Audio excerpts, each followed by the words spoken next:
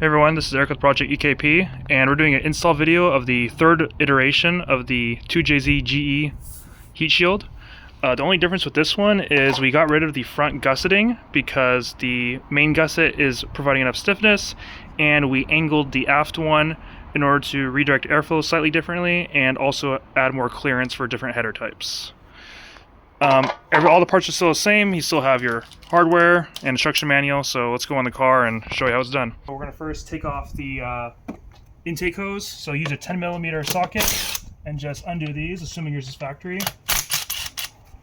Pull that forward like this. Next thing you want to do is remove the 4 12mm nuts that hold the intake throttle body up. So you're just going to want to pull this out of the way and flip it up like this. That way it's just out of the way when you put the heat shield on. So we'll just kind of rest on top of the studs like that, and that should be plenty. Next thing we're going to do is we're going to have to undo the fastener in the back right here. So then you'll get the tool and show you how it's done. All right, so we want to pop off the heater hose from the heater hose support bracket right here just to get more clearance, and then there's a bolt that we removed that attaches it. It's a 14mm hex head, and we're not going to take it all the way off. We just want to back it up until there's about 3 to 4 threads in contact with the. All right, so the combination I'm using is like a 1-inch extension with a 14 deep well socket. So you can see I'm just backing that out, and then once I get it loose, I just kind of go in there by hand and I kind of undo it, and you can kind of feel when the bolt gets really loose when you're about to, like, the last remaining threads. Okay, so right about there, and then you just want to pull this bracket like out, like towards you, so that because the heat shield is actually going to go behind it.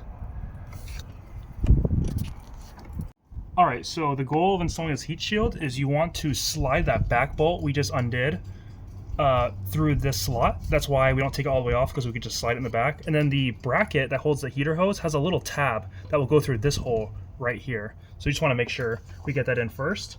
And then we'll be putting these 2 holes through these studs on the head, which was down here. Okay. And then the last remaining one will be, there'll be a threaded hole in the head right there that the heat shield hole goes in there. So to get this in, this is the trick. So you kind of want to hold it vertically like this and get this heater hose a little bit out of the way with your left hand, and use your right hand to lower this down, and then you want to rock it back like this. So now it's nice and nested. And then the hard part is just going to be fishing the bolt in the back. So you want to pull this bracket forward, slide the back bolt in like that, boom. You can feel it kind of stop, and then push the bracket back in so the tab engages, and then line it up on the studs right there. So we're just gonna push that forward, and boom. So now if we let go, we can see it's just resting there, which is what we want. So what we want to do is just take our socket combination set and go ahead and we're going to tighten that back bolt up, and then we're going to get these snug and then install the fastener here. But let's first. Okay, so I went ahead and snugged up the one in the back just to make things a little easier for myself. And then here's the hardware kit that it comes with, 2 spacers and the main fastener for the front. So we'll go ahead and put this one up first. So just line that with the head, and we're just gonna get it on by hand for now. Okay.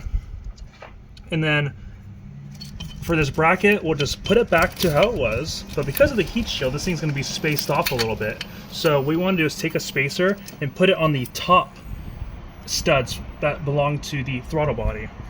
So put one on the left and right side like that, and then we're going to take the throttle body support bracket and slide that back on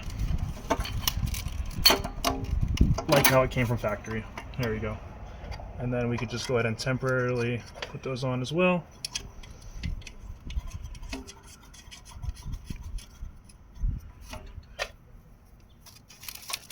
Just make sure you don't drop these.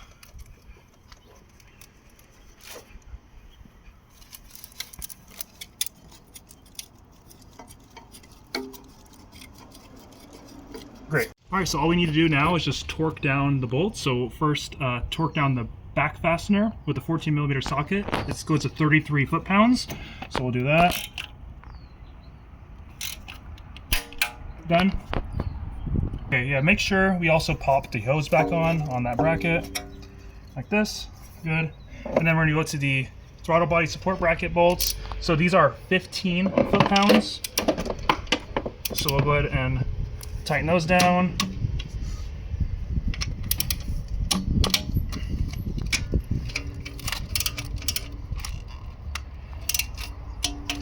Okay, one more in the back. Make sure you do them all. Good. And then lastly for the front one, same thing as the back one, 33 foot-pounds. There you go. And there you go. It is officially installed. So you can see nice and stiff, no rattling, which is exactly what we want. So when the engine's on, this thing's not going to be shaking everywhere. Next thing we just have to do is install this. I'm not going to show you how to do that since that's pretty straightforward. But yeah, we want to go ahead and put this sucker on. And it'll protect the throttle body from getting hot. It'll protect the intake tubing from getting hot and your electronics that run over the top of it.